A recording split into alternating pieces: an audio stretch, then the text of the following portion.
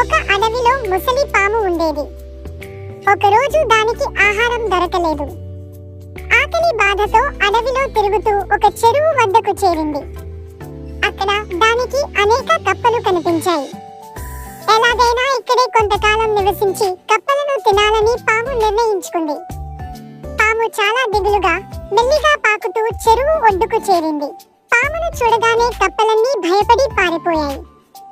ఓ కప్ప మిత్రులారా, నేను మిమ్మల్ని చంపాలనే కాంక్షతో ఇక్కడికి రాలేదు. నేను మీ రాజుతో ఒక విన్నపం చేసుకోవడానికి వచ్చాను. కాబట్టి నన్ను చూసి మీరంతా భయపడకండి అని చెప్పింది పాము. నేనే కప్పల రాజును. నువ్వు ఏం చెప్పదలుచుకున్నావో చెప్పు అని పాముతో కప్పల రాజు అన్నాడు. నాకు కలిగిన కష్టాలను నీతో చెప్పుకోవాలని ఇక్కడికి వచ్చాను అన్నది పాము. నీకు కలిగిన కష్టమేమిటి? పామును ప్రశ్నించాడు కప్పల రాజు. పాము చాలా బాధపడుతూ, నిన్న రాత్రి నేను ఆహారం వేటలో తిరుగుతున్నాను. ఆ సమయంలో ఒక బ్రాహ్మణ బాలుడు నా తోకను తొక్కాడు.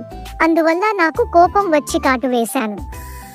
నా విషం బాలుడి శరీరంలో ప్రవేశించేపటికి మూర్ఛపోయాడు. ఆ సమయంలో బాలుడు చనిపోయాడని భావించిన అతని తల్లిదండ్రులు బిగ్గరగా ఏడుస్తూ కూర్చున్నా. ఒక పని చేయాలి. నాతో పాటు నా మంత్రులను సైతం మోస్తూ ఈ చెరువు చుట్టూ తిప్పు. నా గొప్పతనాన్ని మిగిలిన కప్పలన్నీ చూస్తాయి అని కప్పల రాజు ఆజ్ఞాపించాడు. పాము తన వీపుపై కప్పల రాజును మోస్తూ తీసుకుని వెళుతుంటే కప్పలన్నీ ఆశ్చర్యంగా చూశాయి. పాము కొద్దిగా దూరం కప్పలను మోసుకుని వెళ్లి అలసిపోయినట్లు నటించి ఆగిపోయి కప్పలన్నింటినీ తినేసింది. కథలో నేతి యాంటీ శత్రువులు తేనె పూసిన కత్తిలా ఎంత తీయగా మాట్లాడినా వారిని విశ్వసించరాదు.